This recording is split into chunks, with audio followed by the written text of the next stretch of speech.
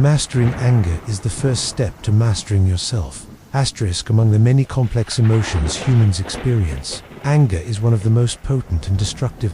It can flare up in an instant, yet learning to control it requires persistent effort, a strong will, and a mindful heart. The Buddhist teaching mastering anger is the first step to mastering yourself is not merely an inspirational quote. It is a profound and practical guide, highlighting the critical role of anger management as the key to inner peace and self-mastery. Let's begin by exploring the surface-level meaning. When you're angry, you lose control, not just over your actions, but also over your clarity of thought, your ability to distinguish right from wrong, and your presence in the moment. Anger acts like an invader that hijacks the mind, driving us to react impulsively and often hurtfully, both to others and ourselves. Conversely, someone who can master their anger possesses real strength. Such a person can witness the rise of emotion, pause, breathe, and wait for the mind to return to balance.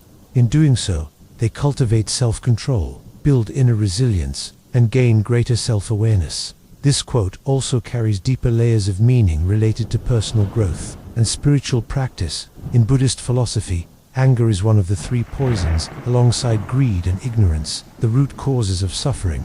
Therefore, the ability to control anger signals the first real step on the path of liberation, guiding one towards wisdom, compassion, and peace. The Buddha does not suggest that we suppress or eliminate emotions entirely. Instead, he teaches us that mastering anger is the hallmark of someone who governs their own mind, who doesn't allow emotions to dictate behavior. From that foundation, one gains the clarity and calm to navigate life mindfully and effectively. If we cannot master our anger, how can we possibly govern our speech, our actions, our relationships, or ultimately, our destiny? That is why mastering anger is the first step, not a small one, but a foundational leap towards self-development, inner harmony, and spiritual freedom. On the end, learning to manage anger is not just about changing reactions, it's about changing how we show up in the world. It's a quiet but unwavering strength, not loud like rage, but capable of transforming suffering at its very core. The Buddha's statement, mastering anger is the first step to mastering yourself, is far more than a moral guideline. It is a profound philosophical assertion about human nature, the role of emotions in personal growth, and the essential need for mindfulness in modern life.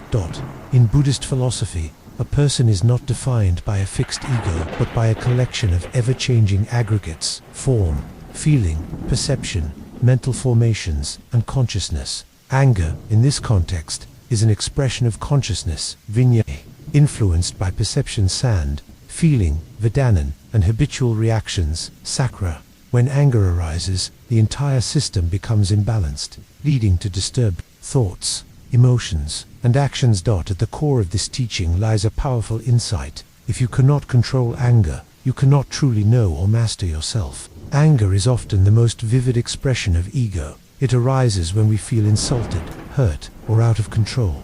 The ego feels threatened and lashes out. In such moments, we mistake the reactive eye for our true self, losing the ability to see reality clearly. The goal of Buddhist practice is to end suffering through the transformation of the mind. Among the three poisons, greed, hatred, and ignorance, hatred or anger is particularly dangerous because it leads directly to violence, destruction, and deep psychological wounds. Thus, Buddhist masters have always emphasized the meditation on anger, not to suppress it, but to face it, observe it, and dissolve it through compassion and understanding. Anger is not a standalone emotion. It is the result of interdependent causes, distorted perception, unresolved trauma, habitual reactivity, and inner insecurity. Realizing this, we understand that mastering anger is not about repression or endurance, but rather a journey of mindfulness, observing anger, understanding its roots, and transforming it into wisdom and compassion. Furthermore, within the framework of the Noble Eightfold Path, mastering anger involves multiple aspects: right thought, right speech, right mindfulness, and right concentration. This shows that mastering anger is not a single act, but the result of a holistic spiritual discipline.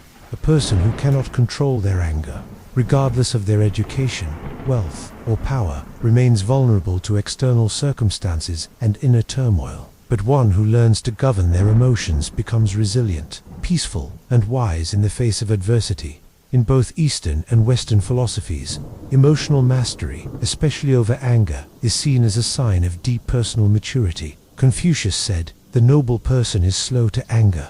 Roman philosopher Marcus Aurelius advised, "You have the power to not be angry. Do it." Across cultures and ages, the wisdom remains. The first step to greatness lies in calming the fire within. In a quiet mountain village, there lived a young man named Min, known far and wide for his short temper. The slightest disagreement, a careless word, or even a glance he disliked, could set him off into a rage.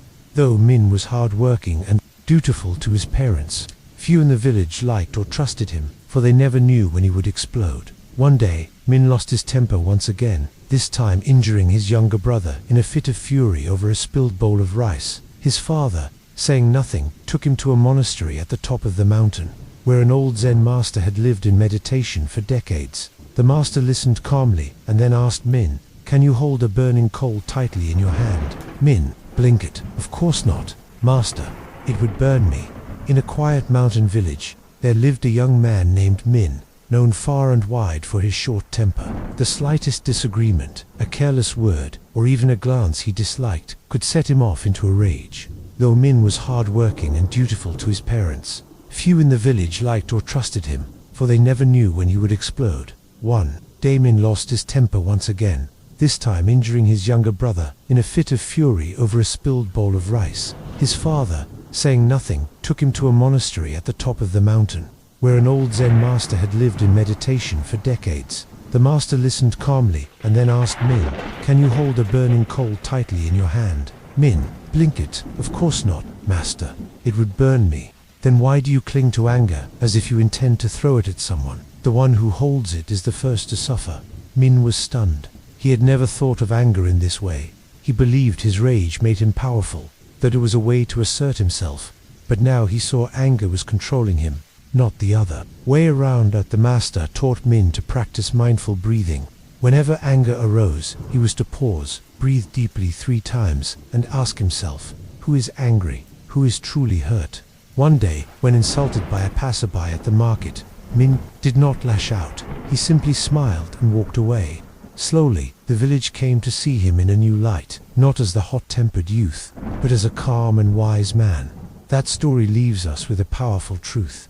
The strongest person is not the one who can fight others, but the one who can conquer his own anger. Then why do you cling to anger as if you intend to throw it at someone? The one who holds it is the first to suffer. Min was stunned. He had never thought of anger in this way. He believed his rage made him powerful, that it was a way to assert himself, but now he saw anger was controlling him, not the other way around. The master taught Min to practice mindful breathing. Whenever anger arose, he was to pause, breathe deeply 3 times, and ask himself, who is angry, who is truly hurt? One day, when insulted by a passerby at the market, Min did not lash out. He simply smiled and walked away. Slowly, the village came to see him in a new light, not as the hot-tempered youth, but as a calm and wise man. That story leaves us with a powerful truth. The strongest person is not the one who can fight others, but the one who can conquer his own anger. Mastering anger doesn't come from a sudden awakening or magical formula. It is the result of consistent inner training, structured methods, and ongoing mindfulness. Below are practical steps you can follow to gradually transform anger and begin mastering yourself. 1. Recognize anger at its first sign. When irritation starts to arise, even just a mild discomfort, train yourself to notice it. Say silently, "I'm getting angry." By doing this, you create space between yourself and the emotion. It's the first step to disengaging from its grip. Point 2. Practice mindful breathing when anger builds. Pause. Don't speak or act. Instead, focus on your breath. Inhale slowly through your nose. Hold it for a few seconds, then exhale gently through your mouth. Do this 3 times. Breathing is the bridge that reconnects your body and mind, anchoring you in the present. 3. Keep an emotional journal each day. Write about the moments you felt anger, what triggered it, how it felt physically, what thoughts you had, and how you responded. Over time, you'll begin to see patterns and deeper causes behind your anger. This is crucial for self-understanding. 4. Replace reaction with compassion. 1. of the most powerful techniques is to view those who anger you with compassion. Ask yourself, where is this person suffering? And what fear lies beneath their words? Stepping into their shoes can dissolve anger and reveal empathy. Meditate and observe emotions. Set aside 10 to 15 minutes daily to sit quietly and observe your emotions. When anger surfaces, don't suppress or resist it. Simply watch it, name it, and let it pass like a cloud. With practice, you'll stop being pulled into its storm. 6. Repeat empowering mantras whenever anger rises. Mentally repeat a phrase like, I choose peace over anger, or anger does not control me. I am the master of myself. These mantras gradually reshape your inner dialogue and create calm. 7.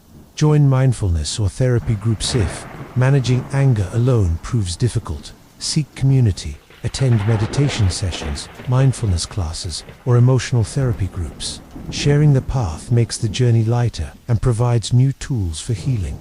Remember, the goal is not to eliminate anger completely, but to relate to it mindfully and to transform its energy into something constructive and healing. When you consistently practice mastering anger, the reward is not just temporary calmness, but a deep inner transformation. This transformation doesn't occur overnight. It unfolds gradually, like a gentle stream that eventually shapes even the hardest rock. 1. Peaceful mind, healthier body. As anger becomes less dominant, your nervous system no longer stays in constant fight or flight mode. Your body relaxes, blood pressure stabilizes, sleep improves, and your overall vitality increases. You experience a quiet happiness within your body, subtle but enduring. 2. Harmonious relationships. A person who manages anger becomes reliable, composed, and approachable. Family, friends, and colleagues feel safer around you. Instead of hurting others with angry words, you become a source of calm inspiration and understanding. 3. Growth of compassion. With anger no longer dominating your actions, your heart opens to deeper empathy. You begin to realize that everyone carries unseen pain. Rather than reacting, you choose to listen, understand, and help heal. 4. Self-mastery. There is no greater strength than mastering your own emotions. Free from the tug of external triggers, you become truly free. You no longer need to control the world, just yourself. And that alone gives you immense power. 5. Spiritual progress. Transforming anger signals a mature and awakened mind. It becomes the foundation for deeper spiritual practice, meditation, mindfulness, and wisdom. As anger subsides, insight arises. As the Buddha taught, there is no enemy more dangerous than anger, and no victory greater than overcoming oneself. Mastering anger doesn't just make you better, it opens the gateway to inner liberation, where you live not by emotional reactivity but by peace, freedom, and clarity amidst life's storms. The phrase mastering anger is the first step to mastering yourself is not just a reminder, it is a guiding principle for those who seek peace, wisdom, and true inner freedom. On this journey, you are not battling others, you are confronting your own inner shadows, unhealed wounds, and emotional storms. Anger is not the enemy, but a signal, a wake-up call that something within you needs care, understanding, and transformation. When you learn to listen to anger instead of suppressing or exploding it, you are forming a healthy relationship with your true self. From awareness to practice, from practice to transformation, that is the path.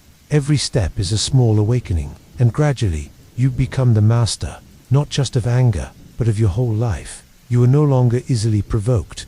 You no longer react unconsciously. You live with mindfulness, with compassionate eyes, an open heart, and a grounded presence. That is true strength, one no weapon or authority can match.